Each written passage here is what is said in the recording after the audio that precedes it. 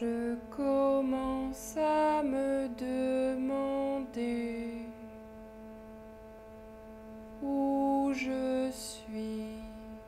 J'essaie de développer une écriture chorégraphique et je crois que mon travail s'occupe aussi beaucoup du langage et de la parole et du chant. Ah, tiens. Quand il y a de la parole, pour moi, il y a presque déjà du chant. Me voilà tout entière recouverte de ma voix.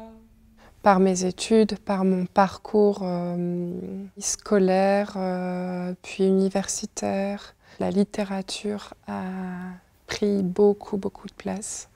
Je vois des relations de ce contenu avec le chant des oiseaux. Je crois que c'est celle-là, je suis à l'origine d'un chant que tu entends. Tu l'as dit d'une façon plus... La pièce sur laquelle je travaille actuellement, elle s'appelle Au fond. Au fond, ça désigne en fait cette partie immergée qui est en relief sous l'eau, sous la surface de la mer ou de l'océan. Et ce sont des parties de terre donc, qui sont à fleur de l'eau. Ce titre m'est un peu arrivé dessus, il est tombé un peu sur moi comme une formule comme ça que j'ai trouvée et qui m'a plu. Sa sonorité, sa signification et puis la façon dont la formule dialoguait avec les intentions que je voulais mettre au travail.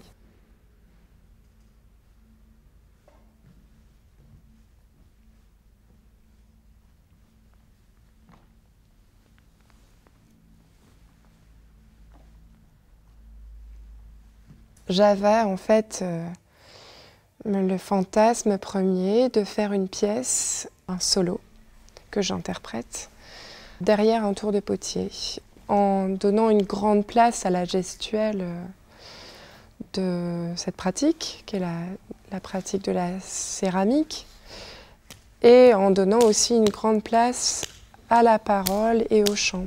Les premières intentions consistaient à dire à mesure que je vais tourner la terre, je vais aussi tourner la parole. Ça va être un exercice combiné. Oh mon oiseau, toi qui es malheureux, quand le gel d'hiver te caresse, te voilà fier et vigoureux, quand l'été frappe à ton adresse. Il y a des années, on m'avait raconté une anecdote qui dit que lors de fouilles archéologiques, un vase a été retrouvé et que ce vase, on estime qu'il date d'il y a plus de 5000 ans. Très vite, il fait la curiosité des chercheurs parce que lorsqu'on pose ce vase sur un tour précisément, émanent de lui des syllabes qui seraient les syllabes du potier qui l'a façonné il y a 5000 ans.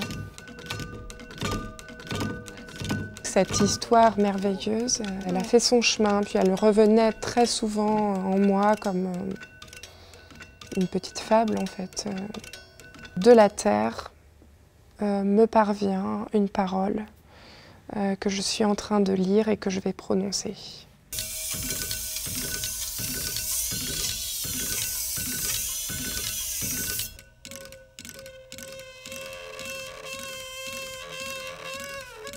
Sur le plan du travail vocal, on est en train d'écrire des chants.